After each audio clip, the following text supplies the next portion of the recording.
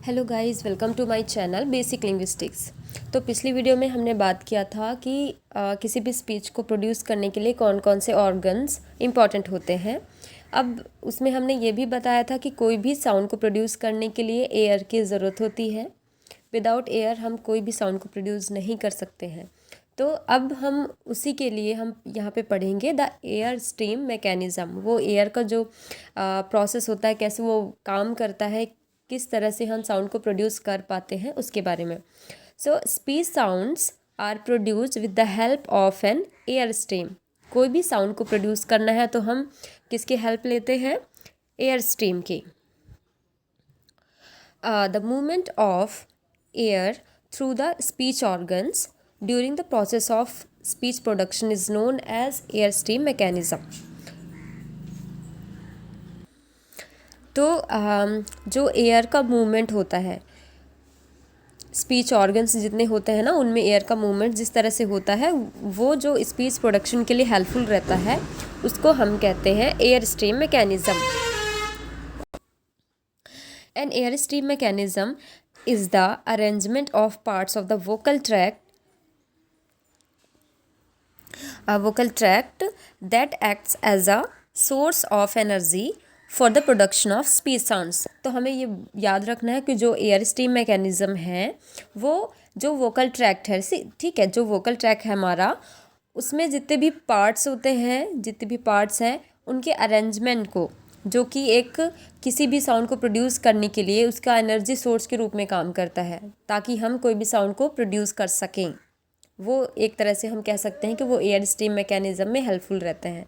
ये सारे पार्ट्स जो स्पीच ऑर्गन्स हैं, जो कि स्पीच प्रोडक्शन में हेल्प करते हैं, और वो एयर उन जो स्पीच ऑर्गन्स हैं उनका हेल्प करके कैसे हम साउंड को प्रोड्यूस कर पा रहे हैं, वो सारा जो मैकेनिज़्म चलता है वो कहलाता है एयर स्ट्रीम मैकेनिज़्म।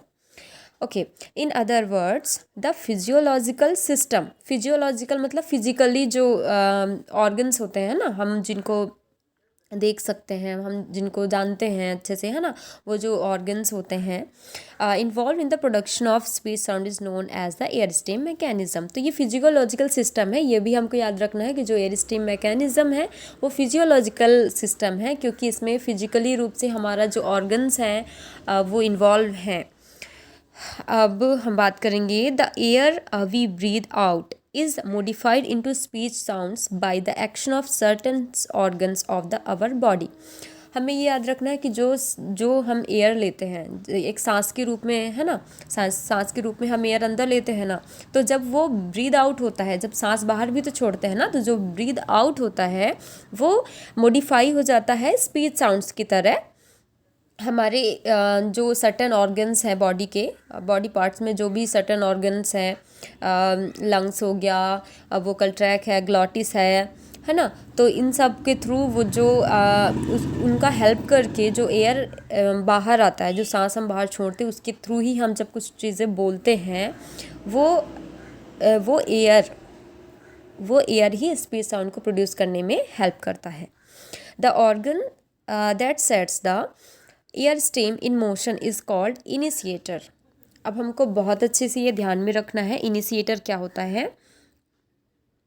इनिशिएटर इस नाम से ही समझ में आ रहा है इनिशिएटर क्या है, कि जब हम साउंड को प्रोड्यूस करते हैं तो उस वक्त जो सोर्स होता है, मतलब कहाँ से साउंड प्रोड्यूस हुआ है, कौन सा उसका इनिशियल पॉइंट है, कहाँ से उसका सोर्स है ना, जो सोर्स पॉइंट होता है, जो सोर्स पार्ट्स होता है, वो इनिशिएटर कहलाता है।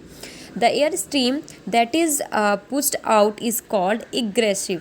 ओके, अब ये है हमको याद रखना है, जो एयर स्ट्रीम को हमने बता दिया ना, एक बार जब सांस अंदर लेते हैं और एक जब बाहर छोड़ते हैं, तो एयर स्ट्रीम जो पुश्ड आउट होता है, मींस वो जब बाहर हम सांस छोड़ते हैं उस वक्त जो वो एयर बाहर निकलती है, उसको हम कहते हैं एग्रेसिव। क्या कहते हैं? Egressive. And the air stream that is drawn in is called ingressive. और जो सांस हम अंदर लेते हैं, जो स्ट्रीम हम अंदर लेते हैं, दैट इज़ कॉल्ड इनग्रेसिव। तो हमें इससे समझ में भी आता है, इन मतलब अंदर ना, तो इनग्रेसिव मीन्स जो सांस हम अंदर लेते हैं, एग्रेसिव मीन्स जो हम बाहर छोड़ते हैं। There are 3 main air stream mechanisms. तो पहला है इसमें pulmonic air stream mechanism,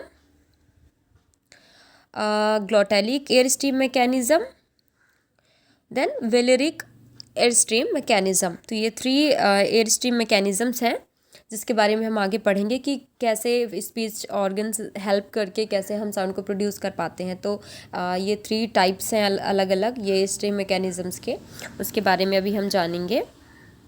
okay, so first है पल्मोनिक एयर स्ट्रीम मैकेनिज्म।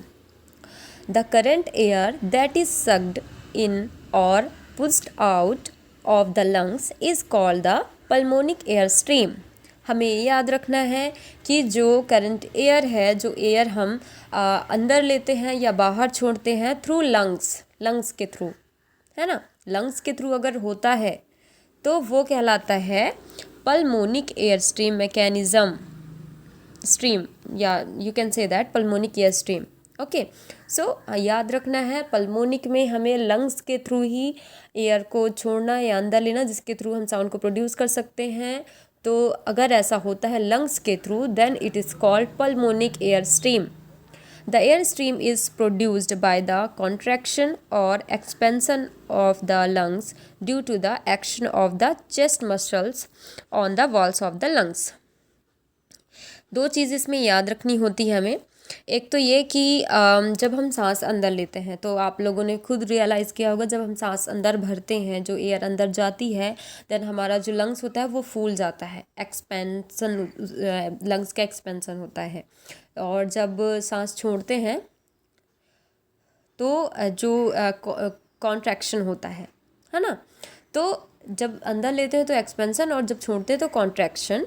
और इसमें हेल्प करता है एक तो हमारा लंग्स, ऊपर से उसके अलावा कुछ है तो वो है हमारा जो चेस्ट मसल्स होते हैं, जो चेस्ट में हमारे मसल्स होते हैं ना, जो लंग्स के वॉल्स में पाए जाते हैं, लंग्स की जो दीवारें होती हैं, है ना, आजू बाजू की, वहाँ पे बहुत सारे मसल्स होते हैं जिनको हम चेस्ट मसल्स के रूप में जानते हैं, तो वो भी हेल्पफुल करती हैं। Which function as a initiator. और हमें याद रखना है इनिशिएटर हमने क्या बताया था, इनिशिएटर मतलब जो सोर्स होता है ना, जहाँ से प्रोड्यूस होता है। तो यहाँ पे इनिशिएटर क्या है, लंग्स है और जो चेस्ट मसल्स हैं वो इसमें इनिशिएटर होती है पल्मोनिक एयर स्ट्रीम में। Okay, then okay, so the air stream expelled from the lungs. ठीक है, तो जो एयर स्ट्रीम है जो लंग्स से बाहर हम छोड़ते हैं, मतलब एक बार जैसे सांस अंदर भरी, उसके बाद जब हम उसको बाहर छोड़ते हैं, जो एक्सपेल्ड आउट करते हैं, तो उसको हम क्या कहेंगे, उसको हम कहेंगे एग्रेसिव पल्मोनिक एयर स्ट्रीम। क्योंकि एग्रेसिव का मतलब हम जानते हैं जब हम सांस को बाहर छोड़ते हैं, तो अब ये पल्मोनिक में कैसे कह सकते हैं, aggressive pulmonic air stream, because ये लंग के थ्रू हो रहा है। It used for the production of speech sounds in most languages of the world. और ये जो एग्रेसिव पल्मोनिक एयर स्ट्रीम है वो जितने भी लैंग्वेजेस हैं जिनके जो भी स्पीच साउंड्स होते हैं, ठीक है, ऑलमोस्ट सारे लैंग्वेजेस के जो स्पीच साउंड्स होते हैं वो इसी के थ्रू ही प्रोड्यूस होते हैं, एग्रेसिव पल्मोनिक एयर स्ट्रीम के थ्रू ही प्रोड्यूस होते हैं। Okay, so all sounds in English and speech sounds in most languages of the world. Okay, all sounds in English के जितने भी sounds आपको मिलेंगे and most of the languages, जितने भी languages वर्ल्ड में पाए जाते हैं, उनके जो स्पीच साउंड्स है वो एग्रेसिव पल्मोनिक एयर स्ट्रीम के थ्रू ही हम प्रोड्यूस कर पाते हैं। All sounds in English and Indian languages में भी जितने लैंग्वेजेस आपको मिलेंगे, इंडिया के जितने लैंग्वेजेस हैं और इंग्लिश के जितने भी स्पीच साउंड्स हैं, वो सारे में ही हम एग्रेसिव पल्मोनिक स्ट्रीम के थ्रू ही प्रोड्यूस कर पाते हैं। सिंधी को छोड़कर, सिंधी लैंग्वेज को भी हम मानते हैं ना कि ये इंडियन लैंग्वेजेस है, बट सिंधी इसके थ्रू प्रोड्यूस नहीं होती, ये हमें याद रखना है, ये एक्सेप्ट है। Are produced with the pulmonic egressive air stream mechanism. तो ये सारे जो साउंड्स हैं वो किसके थ्रू प्रोड्यूस होते हैं, pulmonic egressive air stream mechanism के through. The ingressive pulmonic air stream mechanism is not used for the production of speech. अब हमको ये भी याद रखना है कि एग्रेसिव तो सारे लैंग्वेजेस के लिए हेल्पफुल रहता है ना, सारे लैंग्वेजेस के लिए एग्रेसिव पल्मोनिक स्ट्रीम ही ज़रूरत है, बट इंग्रेसिव का क्या, जो सांस हम अंदर भरते हैं, क्या उसके थ्रू भी कोई लैंग्वेज को हम या किसी स्पीच साउंड को प्रोड्यूस कर सकते हैं? So answer is no. तो इंग्रेसिव जो पल्मोनिक स्ट्रीम मैकेनिज्म होता है, इसके थ्रू कोई भी स्पीच साउंड को हम प्रोड्यूस नहीं कर सकते। ये सिर्फ इन्वॉल्व होता है याविंग में और स्नोरिंग में, जो हम जब हाई लेते हैं और खर्राटे मारते हैं ना नींद में, तो ये जो दो चीज़ें हैं ये हम इनग्रेसिव पल्मोनिक एयर स्ट्रीम मैकेनिज्म के थ्रू कर पाते हैं। अब इसमें सेकेंड आता है ग्लोटैलिक एयर स्ट्रीम मैकेनिज्म। सो हम फर्स्ट पढ़ चुके pulmonic air stream mechanism, second है ग्लोटैलिक एयर स्ट्रीम मैकेनिज्म। ग्लोटैलिक से हमें समझ में ग्लॉटल की बात कर रही है, जो हमने ग्लॉटिस पढ़ा है ना पिछली वीडियो में, ग्लॉटिस के बारे में, उसी के बारे में है। तो द ग्लॉटैलिक, और साथ में ये भी याद रखना कि ग्लोटैलिक को ही हम फेरेंजियल भी बोलते हैं, तो फेरिंगियल। ओके, सो द ग्लोटैलिक और pharyngeal air stream mechanism makes use of the air in the pharynx for the production of speech sounds. तो ग्लोटैलिक या फेरिंजियल जो एयर स्ट्रीम मैकेनिज्म होता है वो फेरिंग्स के थ्रू जो स्पीच साउंड्स को प्रोड्यूस करना होता है ना, वो फेरिंग्स के थ्रू होता है। तो हियर द क्लोज्ड ग्लॉटिस मतलब हमने ये बता चुके हैं पहले भी कि जो वोकल कॉर्ड्स होता है हमारे में ना, तो वो जो वोकल कॉर्ड होता है एक तरफ से वो सामने की ओर से वो जुड़ा हुआ होता है, पीछे की तरफ से खुला हुआ होता है, सेपरेट होता है। तो जो बीच का गैप होता है वो ग्लॉटिस कहलाता है। तो क्लोज्ड ग्लॉटिस मतलब जब वो खुलता भी है और बंद भी होता है, मीन्स जब वो वोकल कॉर्ड्स के दोनों पार्ट जो लिप लाइक स्ट्रक्चर होता है वो जब पास पास आ जाते हैं तो वो क्लोज्ड ग्लॉटिस कहलाता है, और जो दूर दूर रहता है तो ओपन ग्लॉटिस कहलाता है। तो जब क्लोज ग्लॉटिस रहता है वो ही इसका इनिशिएटर है, मतलब यहीं से ही हम साउंड को प्रोड्यूस करते हैं। When the glottis makes the air is made to move inwards the sound produced are called implosive. तो जब सांस हम अंदर भरते हैं, जब एयर अंदर लेते हैं, तो अगर ग्लॉटिस उसको अंदर जाने की परमिशन देता है और उससे अगर हमें साउंड प्रोड्यूस करते हैं, then that air is called implosive. उस सांस को हम, उस एयर को हम क्या कहेंगे, क्योंकि ये इंटरनल है, अंदर जा रहा है, तो इसको इम्प्लॉसिव कहेंगे। When the air is made to move outwards, the sounds are called ejective।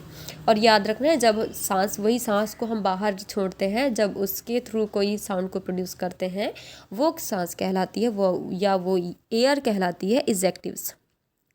Okay, so glottalic air stream mechanism is mainly made use of in the production of speech sounds in many African languages and a few Oriental languages like Sindhi।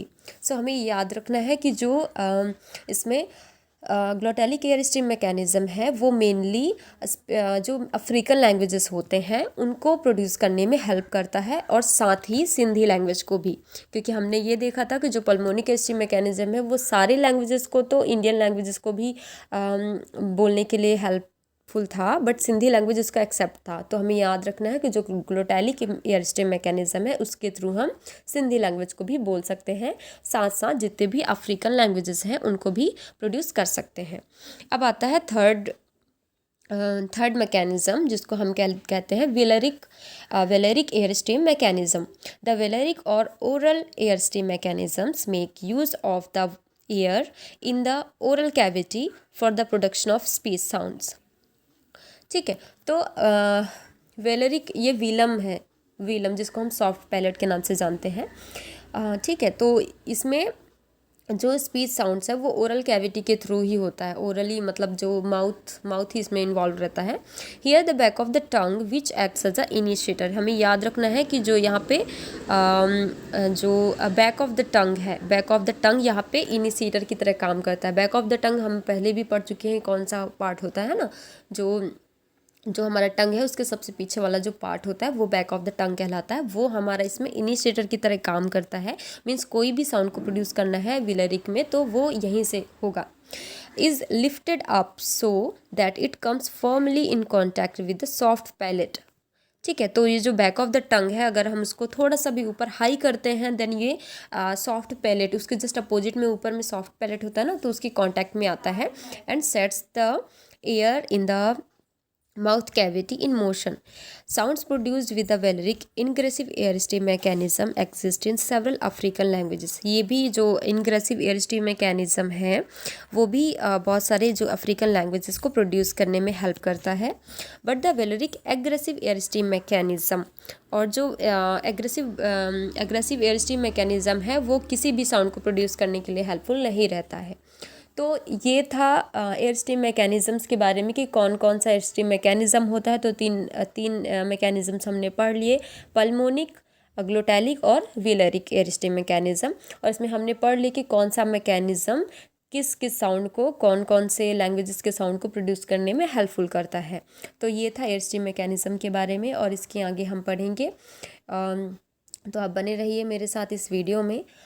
Thank you so much for watching my videos and please मेरे channel को subscribe और like ज़रूर करें. Thank you so much.